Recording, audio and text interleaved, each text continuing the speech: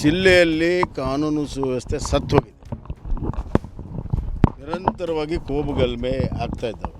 ಇದು ಮೊದಲನೇದಲ್ಲ, ಒಂದು ವರ್ಷದಲ್ಲಿ 7ನೇದು 8ನೇದು. ಇಲ್ಲಿ ನರೇಗಲ್ದಲ್ಲಿ ಸುಮಾರು 3 ದಶಕಗಳಿಂದ ಹಲವಾರು ಸಂದರ್ಭಗಳಲ್ಲಿ ಇಲ್ಲಿ ಕೋಮ ಶಾಂತಿ ಕದಡಿರುವಂಥದ್ದು ನಾವು ನೋಡ್ತೀವಿ. ಅದಕ್ಕೆ ಶಾಶ್ವತ ಪರಿಹಾರವಾಗಿ ಕೂಡ ಕೆಲವು ಕ್ರಮಗಳನ್ನು ನಮ್ಮ ಸರ್ಕಾರ ಇದ್ದಾಗ ಉದಾಸರಿದ್ದಾಗ ಮಾಡಿದ್ವಿ. ಮಸೂತಿಗೆ ಹೆಚ್ಚಿನ ಜಾಗವನ್ನು ಕೊಟ್ಟು ಅವ್ರಿಗೆ ಬೇರೆ ಹೋಗಿ ಬರೋದಕ್ಕೆ ಬೇರೆ ಬಾಗಿಲನ್ನು ಮಾಡಿ ವ್ಯವಸ್ಥೆ ಮಾಡಿ ಅವತ್ತಿನ DC ಅವ್ರು ಪ್ರೊಸೀಡಿಂಗ್ ಮಾಡಿ ಇದು ಮೇನ್ ರೋಡು ಎಲ್ಲರೂ ಎಲ್ಲ ಕಮ್ಯುನಿಟಿ ಯೂಸ್ ಮಾಡಬೇಕು ಅನ್ನುವಂಥ ತೀರ್ಮಾನ ಆಗಿರುವಂಥ ಇದನ್ನು ಇವತ್ತು ಯಾವ ಪೊಲೀಸರು ಪಾಲಿಸ್ತಾ ಇಲ್ಲ, ಅದು ನೋಡೋಕ್ಕೂ ತಯಾರಿಲ್ಲ. ಕಾನೂನು ಸುವ್ಯವಸ್ಥೆ ಕಾಪಾಡೋರೇ ಇವತ್ತು ಕಾನೂನು ಸುವ್ಯವಸ್ಥೆ ಹದಗೆಡಕ್ಕೆ ಕಾರಣ. ಉದಾಹರಣೆಗೆ ಈ ಘಟನೆಯ ಪೂರ್ವಭಾವಿಯಾಗಿ ಏನು ಕ್ರಮ ತೆಗೆದುಕೊಂಡಿಲ್ಲ. ಸೆನ್ಸಿಟಿವ್ ಪ್ಲೇಸ್ ನರೇಗಲ್ಲು, ಬೊಮ್ಮನಹಳ್ಳಿ, ಬಂಕಾಪುರ ಇವೆಲ್ಲವೂ ಕೂಡ ಸೆನ್ಸಿಟಿವ್ ಪ್ಲೇಸ್ ಇದ್ದಾವೆ. ಎಲ್ಲೂ ಕ್ರಮ ತೆಗೆದುಕೊಂಡಿಲ್ಲ. ಜಿಲ್ಲೆಯಲ್ಲಿ 112 ಕಳಿಸಿದಾರಂತೆ. 112ದಲ್ಲಿ ಇಬ್ಬರು ಇರ್ತಾರೆ. ಇಂಥ ಸೆನ್ಸಿಟಿವ್ ಪ್ಲೇಸಲ್ಲಿ ನಿಯಂತ್ರಣ ಮಾಡೋಕ್ಕೆ ಸಾಧ್ಯನಾ? ಇದು ಟೋಟಲ್ ನಿರ್ಲಕ್ಷ್ಯ ಪೊಲೀಸರದು, ಇಲ್ಲಿಯ CPI, ಇಲ್ಲಿಯ SIದು.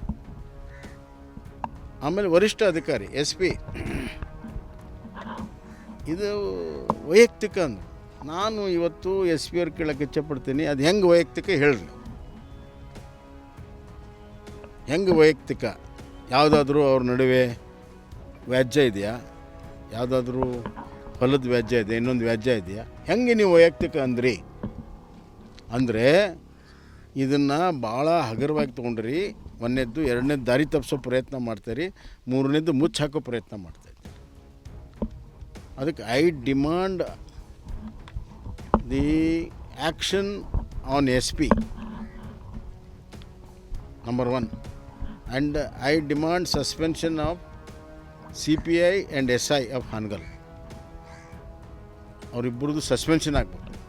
ಮತ್ತು ಒಂದು SIT ಮಾಡಿ ಇದರ ಇಂಕ್ವೈರಿ ಆಗಬೇಕು. ಜಿಲ್ಲಾ ಪೊಲೀಸರಿಂದ ನ್ಯಾಯ ಸಿಗೋದಿಲ್ಲ.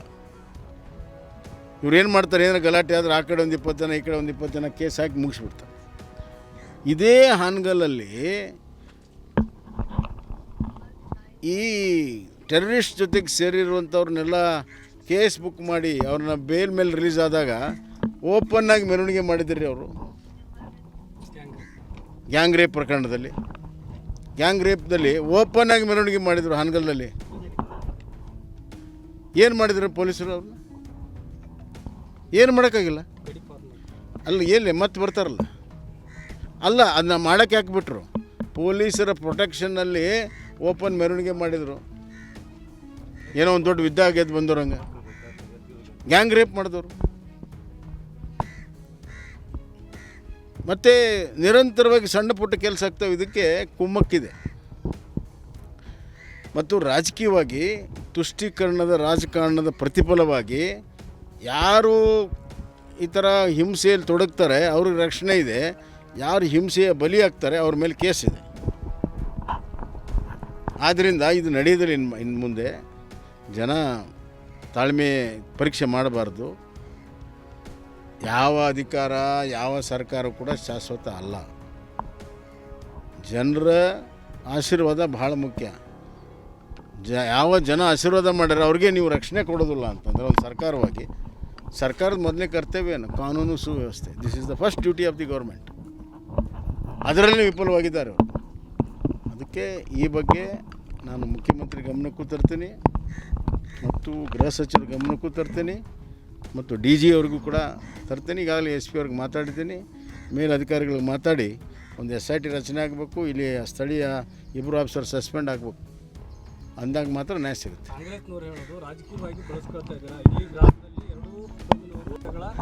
ಯಾವುದೇ ರೀತಿಯಾದಂಥ ಸಮಸ್ಯೆ. ಅದಕ್ಕೆ ನಾನು ಮೊದಲೇ ಹೇಳಿದ್ದು ವೈಯಕ್ತಿಕ ಜಗಳ ಅಂತ ಹೆಂಗೆ ಹೇಳಿದರು ಅವ್ರು ತೋರಿಸ್ಕೊಡ್ಲಲ್ಲ. ವೈಯಕ್ತಿಕ ಏನಾದರೂ ಇದ್ದರೆ ಹಿನ್ನೆಲೆ ಇದ್ದರೆ ಹೇಳಿ, ಬರೀ ಹಂಗೆ ಸ್ಟೇಟ್ಮೆಂಟ್ ಕೊಟ್ಬಿಟ್ರೆ ಆಧಾರರಹಿತವಾಗಿ ನೀವು ಸ್ಟೇಟ್ಮೆಂಟ್ ಕೊಟ್ಟರೆ ನಿಮ್ಮ ತಪ್ಪನ್ನು, ನಿಮ್ಮ ಲೋಪವನ್ನು ಮುಚ್ಚಾಕೊಳ್ಳೋ ಸಲುವಾಗಿ, ನಿಮ್ಮ ರಾಜಕೀಯ ಬೆಳೆಯನ್ನು ಬಯಸ್ಕೊಳ್ಳೋ ಸಲುವಾಗಿ, ತುಷ್ಟೀಕರಣದ ರಾಜಕಾರಣವನ್ನು ಸಮರ್ಥಗೊಳ್ಳೋ ಸಲುವಾಗಿ ಈ ಥರ ಮಾತುಗಳು ಬರ್ತವೆ. ಸರ್ ಈ ಪ್ರಕರಣದಲ್ಲಿ ಸರ್ ಈಗ ಆರೋಪಿಗಳನ್ನು ಬಂಧನ ಮಾಡಿದ್ದಾರೆ. ಈ ಕಡೆ ಹಿಂದೂ ಆರೋಪಿಗಳ ಕೂಡ ಕೆಲವೊಂದಿಷ್ಟು ಗಾಯಾಳುಗಳಿದ್ದಾವೆ. ಪೊಲೀಸರು ಹೇಳ್ತಾ ಇದ್ದಾರೆ, ನಾವು ಈಗಾಗಲೇ ವೈದ್ಯರ ಜೊತೆ ನಿರಂತರವಾಗಿ ಸಂಪರ್ಕದಲ್ಲಿದ್ದೇವೆ, ಅವರು ಯಾವಾಗ ಡಿಸ್ಚಾರ್ಜ್ ಆಗ್ತಾರೆ ಅಂತ ಸಂದರ್ಭದಲ್ಲಿ ಕೂಡ ವಶಕ್ಕೆ ತೆಗೆದುಕೊಳ್ಳುವಂಥ ಸಾಧ್ಯತೆ ಇದೆ ಅನ್ನೋ ಮಾತಾಡ್ತಾರೆ. ಒಂದು ವೇಳೆ ಅವರನ್ನು ಬಂಧನ ಮಾಡಿದರೆ ಮುಂದಿನ ನಡೆ ಹೆಂಗಿರುತ್ತೆ? ಖಂಡಿತವಾಗೂ ಅದೇ ಹೇಳಿದ್ನಲ್ಲ, ಯಾರು ಹೊಡೆತ ತಿಂದಾರ ಅವ್ರನ್ನ ಆರೋಪಿ ಮಾಡಿದ್ದಾರೆ. ಇವರು ಯಾರು ಹೊಡೆತ ತಿಂದಾರ ಆರೋಪಿಯನ್ನು ಮಾಡಿದ್ದಾರೆ. ಮತ್ತು ಯಾರು ಘಟನಾ ಸ್ಥಳದಲ್ಲಿಲ್ಲ ಅವ್ರನ್ನ ಆರೋಪಿ ಮಾಡಿದ್ದಾರೆ. ಪೊಲೀಸರೇ ಇದಕ್ಕೆ ಕಾರಣ ಎಲ್ಲ. ಅವ್ರನ್ನೇನು ಅರೆಸ್ಟ್ ಮಾಡ್ಬೇಕಂತ ಓಡಾಡ್ತಾ ಇದ್ದಾರೆ. ಯಾಕೆ ಮಾಡಿದ್ದಾರೆ? ಆರೋಪಿ ಯಾರು ಮಾಡಿದವರು? ಪೊಲೀಸರು ಯಾಕೆ ಮಾಡಿದ್ದಾರೆ? ಎರಡೂ ಕಡೆ ಮಾಡಿಬಿಟ್ರೆ ಮುಗಿದು ಹೋಯ್ತು. ಸೊ ಈ ನೀತಿ ಸರಿಯಲ್ಲ. ಯಾರು ತಪ್ಪು ಮಾಡಿದ್ರೆ ತಪ್ಪು ಮಾಡಿಲ್ದವ್ರನ್ನ, ಹೊಡೆತ ತಿಂದವ್ರನ್ನ ನೀವು ಆರೋಪಿಗಳು ಮಾಡಿದ್ರಿ. ಆ ಕಡೆ 26 ಜನ, ಈ ಕಡೆ 26. ಅದು ಯಾವಾಗಲೂ ಸ್ಟ್ಯಾಂಡರ್ಡ್ ಇದೆ. ಈ ಜಿಲ್ಲಾ ವರಿಷ್ಠ ಅಧಿಕಾರಿಗಳು ಬಂದ ಮೇಲೆ ಸ್ಟ್ಯಾಂಡರ್ಡ್ ಇದೆ. ಆ ಕಡೆ 20, ಈ ಕಡೆ 20, ಆ ಕಡೆ 10, ಈ ಕಡೆ 10 ಸ್ಟ್ಯಾಂಡರ್ಡ್ ಇದೆ. ಈ ಘಟನೆ ಬಳಿಕ ನರೇಗಲ್ಲಲ್ಲಿ ಕೂಡ ರಟ್ಟೇಳಿಯಲ್ಲಿ ಕೂಡ ಒಂದು ಘಟನೆ ಆಗಿದೆ ಸರ್. ರಟ್ಟೇಳಿಯಲ್ಲಿ ಕೂಡ ಘಟನೆ ಆಗಿದೆ, ಹಿಂದೆ ಕಾಗಿನೆಲೆಯಲ್ಲಿ ಘಟನೆ ಆಗಿದೆ, ಇಡೀ ಜಿಲ್ಲೆಯಲ್ಲಿ ಘಟನೆ ಆಗಿದೆ. ಇಸ್ಪೇಟು OC ರಕ್ಷಣೆ ಕೊಡೋದಕ್ಕೆ ಪೊಲೀಸರ ಬಳಕೆ ಆಗಿದೆ ಹೊರತಾಗಿ ಇಲ್ಲಿ ಕೋಮು ಸೌಹಾರ್ದತೆಯನ್ನು ಕಾಪಾಡೋದಕ್ಕೆ ಪೊಲೀಸರು ಇಲ್ಲ. ಮುಂದೆ ಏನು ಸ್ಟ್ಯಾಂಡ್ ಆಗಿರುತ್ತೆ BJP?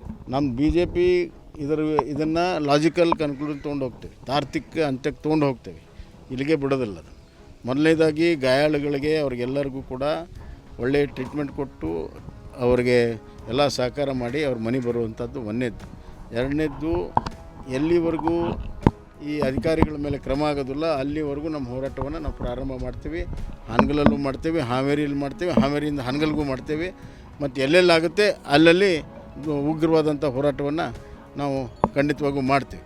ಅದರ ಜೊತೆಗೆ ಲೀಗಲ್ ಹೋರಾಟವನ್ನು ಕೂಡ ಮಾಡ್ತೀವಿ. ಸಂಪೂರ್ಣ ಲೀಗಲ್ ರಕ್ಷಣೆಯನ್ನು ಈ ಜನರಿಗೆ ನಾನು ಕೊಡ್ತೀನಿ. ಅದಕ್ಕೆ ತಾರ್ಕಿಕ ಹಂತಕ್ಕೆ ತೊಗೊಂಡು ಹೋಗ್ತೀನಿ. If you like this video ಬೇಗ ಲೈಕ್ ಮಾಡಿ, ಕಾಮೆಂಟ್ ಮಾಡಿ, ಶೇರ್ ಮಾಡಿ ಹಾಗೂ ಯೋಯೋ ಟಿವಿ ಕನ್ನಡವನ್ನು ಸಬ್ಸ್ಕ್ರೈಬ್ ಮಾಡಿ.